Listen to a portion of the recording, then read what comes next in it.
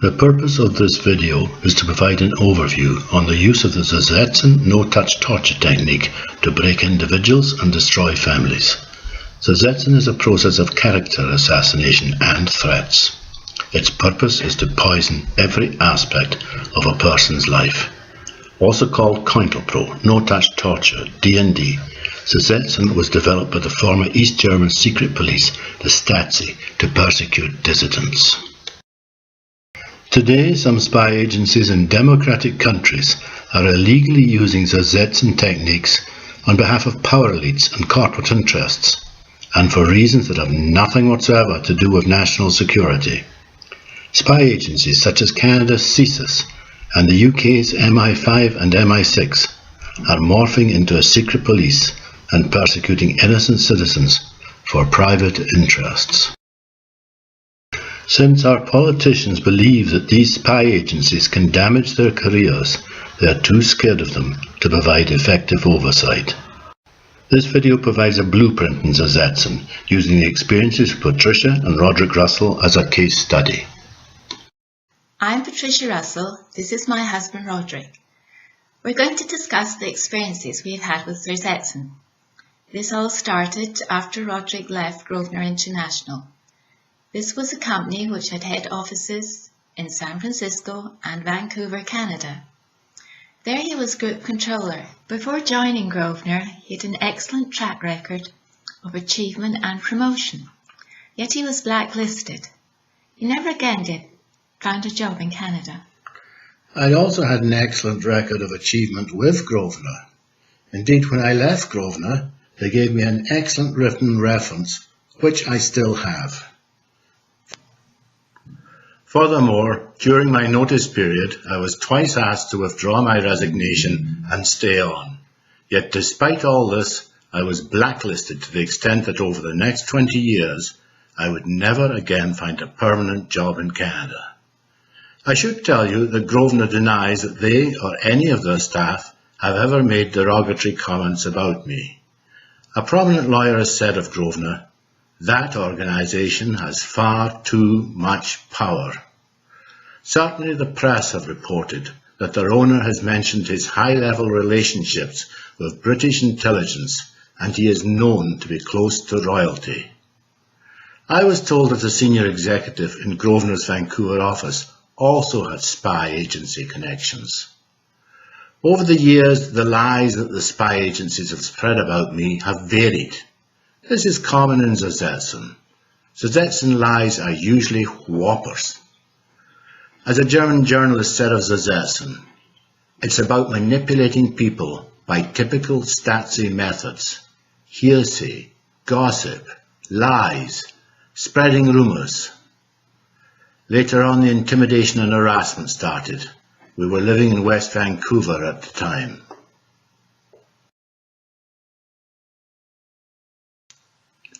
We began to get unwelcome phone calls to our line with no answer. Hundreds and hundreds of such calls. We would pick up the phone, say hello, and nobody would answer. The caller never said a thing. Although, if we stayed in the line long enough, the caller would eventually hang up. We got between 2 to 6 unwanted calls a day, 4 to 5 days a week, for over a year. And then there was an occupied car parked at the foot of our garden. Most times when I walked out the front door, the car would be there, but the driver would start up his engine and drive off immediately. On a couple of occasions, he even parked in my carport and then started up and drove off when I came out of the house. Our home was under surveillance and being staked out. This was not covert, but overt surveillance, and they wanted us to know it. And that's intimidation. And then, when I went out somewhere, I was noticeably being followed. I was being stalked. And as for our email, it was going haywire. So I was being professionally lied about to render me unemployable and without funds, while also ostracizing us from the community and for those who might have helped. Meanwhile, we were getting harassed with hundreds of unwanted phone calls. Our house was under surveillance, I was being stalked, and our email was going haywire. That's Zersetzung. And so it might have stayed, except that I was crossing a street on a green light in London when a motorbike was accelerated very rapidly and straight at me. It swerved, I jumped, and it missed me by a hair's breadth. A few minutes later, a car stopped alongside me, and the hood who was driving it pointed out how easy it would be to kill me. All of these incidents are detailed on papers that Roderick has put on the internet. Their URLs are displayed at the end of this video for you to see. Running a motorbike at me was the start of a new process of threats. The old implied threats continued. The stalking, the telephone calls, the overt surveillance, the smear campaigns, the blacklisting, still continued and still continue today. But now my children and I were getting death threat calls, some of which are recorded, and threats from people in the street. Our dwelling house was smashed into by a vehicle that destroyed the brick porch. Shots were fired at my eldest son in front of a witness. I was hit in the head by a pellet fired from a moving vehicle, and shots twice ricocheted around dogs that we were walking. Here are some categories of Zersetzung. A Zersetzung persecution comes from all angles. Before getting into the extent of the cover-up that goes with Zersetzung and the illegal involvement of several of our spy agencies, I'd just like to refer to two other topics. One is called street theatre, and the other is the contribution that the signals electronic world makes to Zersetzung, particularly with cyberbullying, computer, telephone and email interference. Street theatre is a known tool of Zersetzung, where the spy agencies and others act out skits that are aimed at and often threatening to the target victim. For example, in one skit, a man acted having been stabbed in the throat. In another skit, a man appeared to have had his head kicked in. And in a third skit, they used vehicle license plates to send me the message "rat gag" to try and stop me from complaining about what was happening.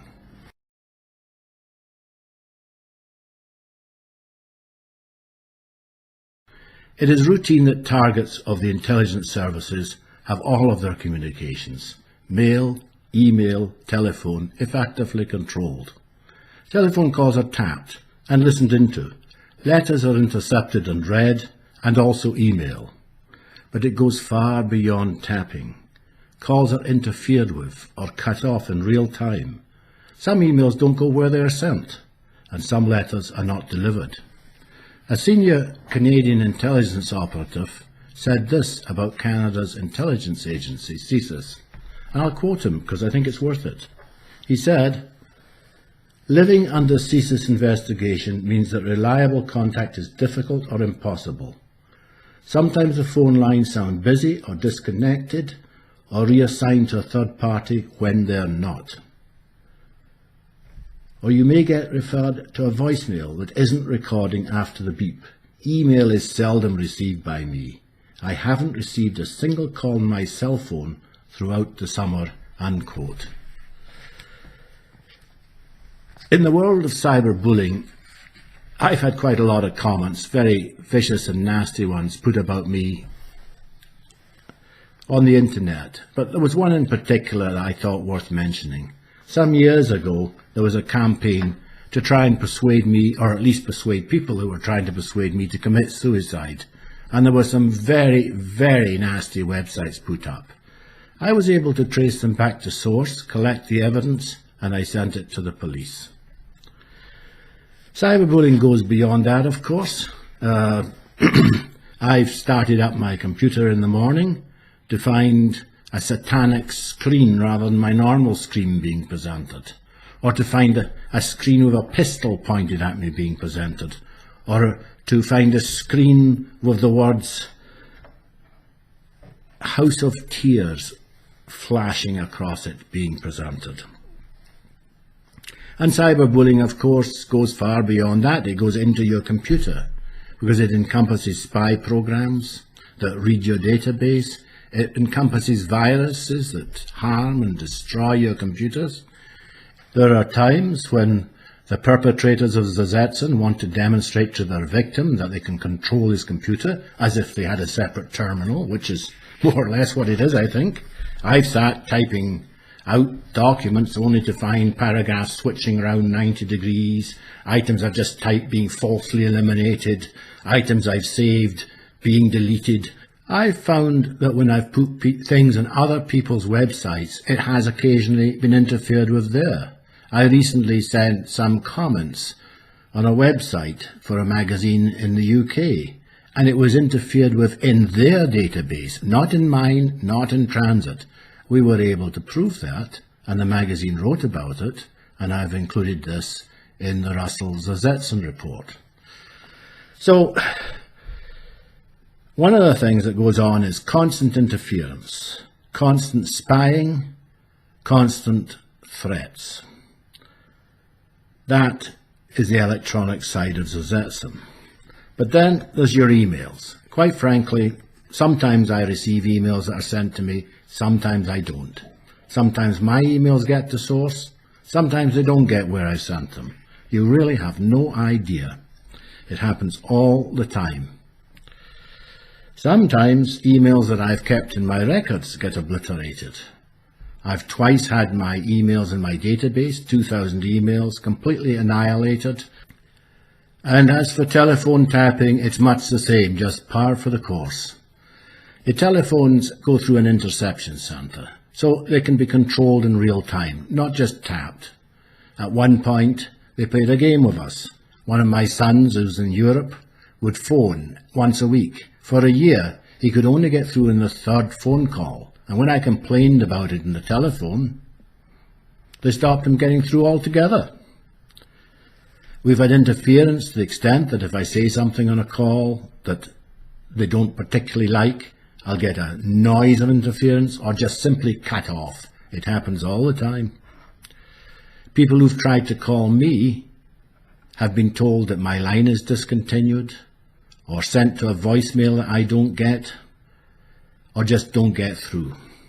Yet I'm here, they don't get through. So there's constant communications interference, whether it's computer-based emails within the computer or within the telephone itself. All of this electronic snooping and cyberbullying is referred to in some detail in the report Russell Zersetzung, starting on page 75 of the report, section J, My Communications. And that brings to an end the first part of this two-part video on our experiences of Zersetzung. In the second and perhaps more shocking part, we go on to look at the silence and cover-up that surrounds Zersetzung. Indeed, without a cover-up, there could be no Zersetzung. We look at what others have said about Zersetzung, including former spooks and the spy agencies themselves. We discuss the lack of effective political oversight over the intelligence agencies. And we look at actual slides used by a real spy agency to train its operatives in Zersetzung. Do please look at part 2 of this video. I think you will find it interesting. For those who prefer the printed word, here are some URLs where articles that I've written can be found. Thank you.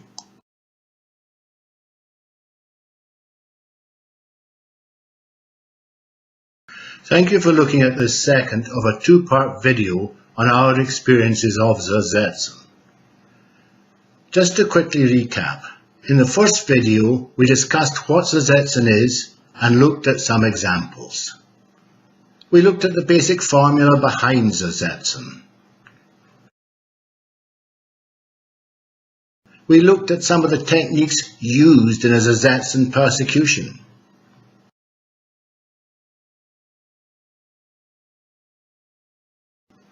and you can see why Zersetzung is sometimes called no-touch torture. We looked at our experiences of the world of electronic spying and cyberbullying. In this second part of our two-part video on Zersetzung, we will discuss the cover-up that is so key to Zersetzung. We'll review what others have said about Zersetzung, and we'll look at actual slides used by a spy agency to train its operatives in Zersetzung. But Zersetzung starts with a cover-up. A shutdown of help. A cover-up conspiracy to pervert the course of justice by ensuring that there is never any proper investigation. Once the secret intelligence agencies are involved, people are scared to help.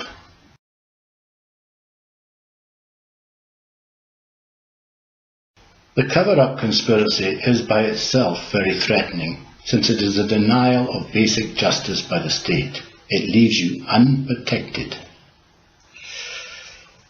When I first went to the police, I was absolutely amazed that they didn't check a single witness. They didn't want to know the truth. They had what is known as willful blindness.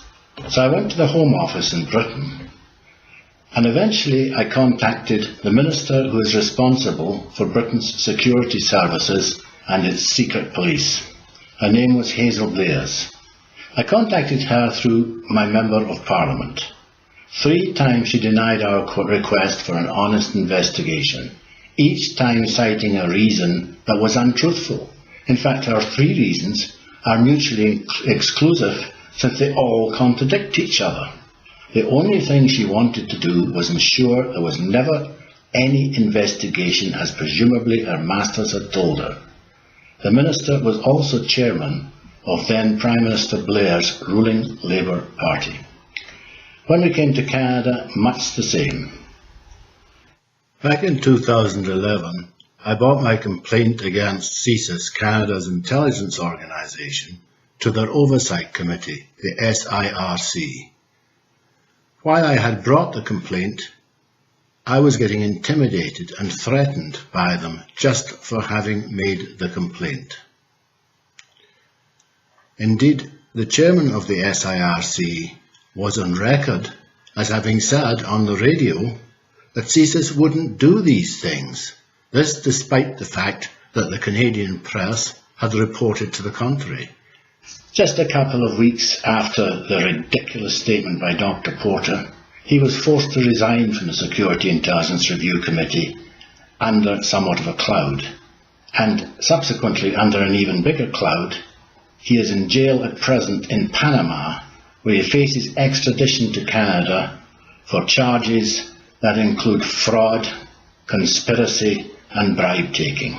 Such was the level of control over Canada's intelligence services. I also went through intermediaries to senior government ministers in Canada, and again, not a single witness has been checked. You can check the details yourself by going to my report, Russell's Zersetzung, and looking at page 89 to 125 that specify the details of cover-up. It talks about the UK cover-up, section L. Under section M, it talks about the cover-up in Canada. So in typical Stasi style, the formula used for Zersetzung is always the same. First to slander and character assassinate, then to threaten, intimidate and harass, then to cover up by ensuring no investigation takes place, then to say you're nuts when you complain about the cover-up. Stephen Knight writes in his book The Brotherhood, by setting up a situation that most people will think of as fantasy, these people can poison every part of a person's life. Many of the attacks in Zersetzung are not mere fantasy attacks or suggestions, but very real. Shots fired at someone in front of witnesses, for example, or recorded death threats, or a car smashing one's porch to bits. These are all very real and very witnessed. It is a mistake of some to see Zersetzung as only a psychological attack. That's a part of it, particularly in its early stages, but it's only a small part of Zersetzung. In fact, most Zersetzung attacks are not psychological at all. Being harassed out of one's apartment, having one's children threatened, or having a motorbike driven at one, that's very real. The psychology behind Zersetzung is not in fooling the citizen who is the target victim, but in fooling the general public into the mistaken belief that nothing much is happening.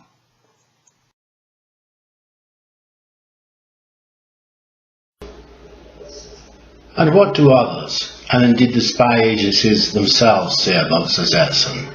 Well, there's quite a lot of information actually. I've written a report called Zersetzung Some Precedents, which lists 25 precedents of where Zersetzung has happened to others. Nothing to do with me, but from Nobel laureates, former spies themselves who've turned into victims of Zersetzung, senior newspaper reporters, and many others. Their history is interesting. It's so similar to my own, and you can check most of it out for yourself on the internet. And then there is the press. Zersetzung is the terminology used by the UK's The Sunday Times in their article Lies, Threats and Whistleblowers, in which journalist Liam Clark wrote about the use of Zersetzung by UK intelligence, saying that he had come across it, I'll quote him, many times.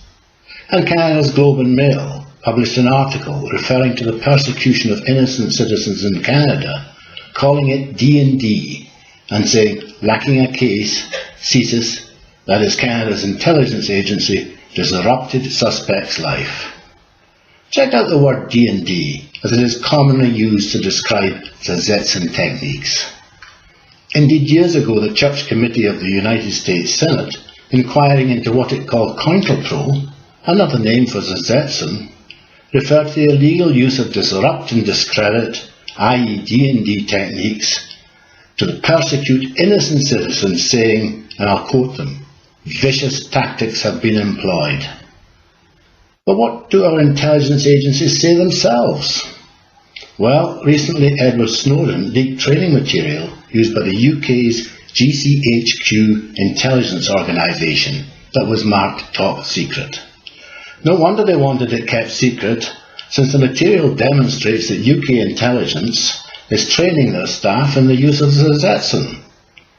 Look at some of the documentation for yourself.